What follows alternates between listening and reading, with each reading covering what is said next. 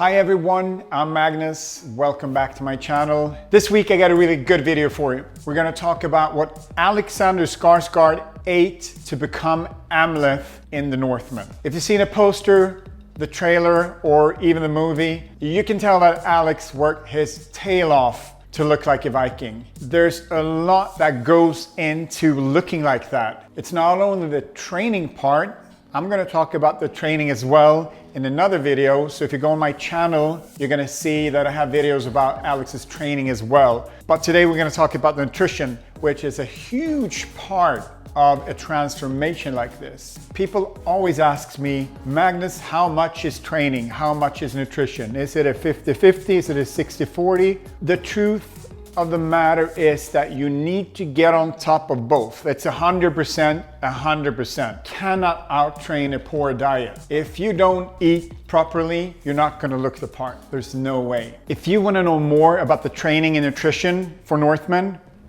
I have something for you. You might know that I have a training app with all my superhero programs. But did you also know that I have a nutrition guide?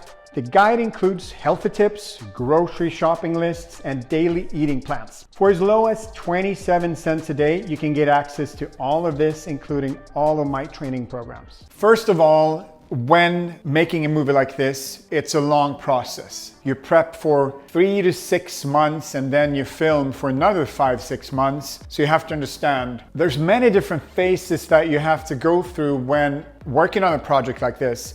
You have the build up or the bulk up phase, then you have a cutting phase, then you have the maintenance phase, and you're going to train and eat differently in all of those 3 phases. So the build up or bulk up phase is where you try to put on as much muscle mass as possible and you don't really care about the body fat.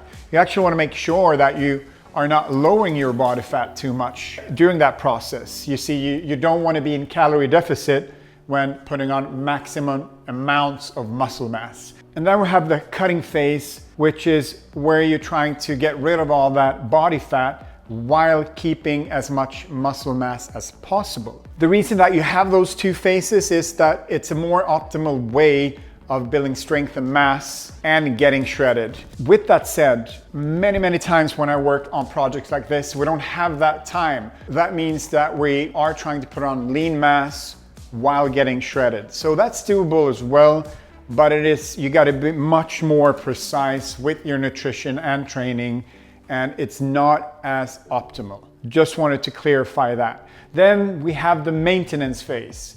You see, once you've gone through the bulk and the cutting and you look the part and you start to film, that's when you need to make sure to keep all that muscle mass on, keep the body fat low while filming. And that's for 5-6 months. And that's the tricky part. I would say that the maintenance phase is probably the hardest one because you have an actor who's on set every day, working extremely hard, doing something physical, not enough sleep, and you got to monitor all the time, trying to make sure that he eats enough food. Not too much, not too little, but just the right amount to look the part. If you got a poor diet, the risk of injuries are so high that it will most likely happen at some point. You got to make sure that you have an optimal diet for what you're doing. You can imagine what a disaster it would be if Alex would be on set working and he gets injured.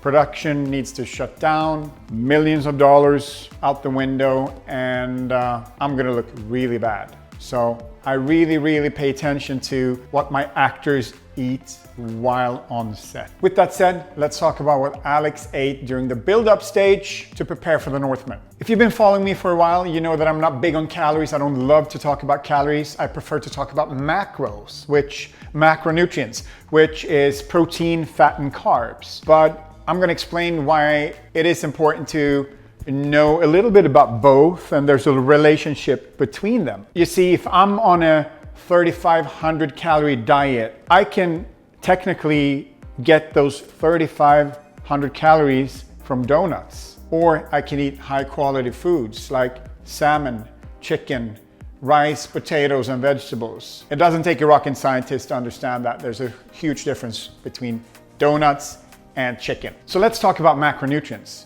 Protein, fat, and carbs. Protein are the building blocks of muscle and tissue. It's crucial to eat protein or enough protein to build muscle and also to recover. Fat and carbs are both fuel for the body. And as you know, there's so many different diets out there. But at the end of the day, both fat and carbs are fuel for the body. Some people like to eat more fat than carbs, other people the other way around. But when you really break it down, they're both fuel for the body. So I really like to eat a combination of both because they're both good for us. During the build-up phase, Alex ate around 3,700 calories per day or more. We had him at 200 grams of protein, around 450 grams of carbs, and about 150 grams of fat. With that said though, some days he ate a little more fat than carbs and vice versa. But the total amount of fuel was about the same every day. He ate this spread out amongst 5 different meals: breakfast, snack, lunch, snack, dinner. Our go-to protein sources were everything from lamb, beef, to fish and other seafood, chicken, eggs, mostly. Our carb sources would consist from everything from pasta, potatoes, rice, quinoa, barley or farro, and even some vasa crisp bread and some thin crisp, which are great slow carbs without any sugar. Most of our fat sources would come from fish oil, avocado, olive oil, or nuts. On a typical day of the build-up phase, Alex would eat a big omelet in the morning, 4 or 5 eggs, maybe some potatoes, avocado, whole lot of vegetables. 3 hours after breakfast, Alex would have a snack. A typical lunch could consist of chicken, maybe some chickpeas, a vegetable blend, and some slow carbs like quinoa. 3 hours after that, another snack.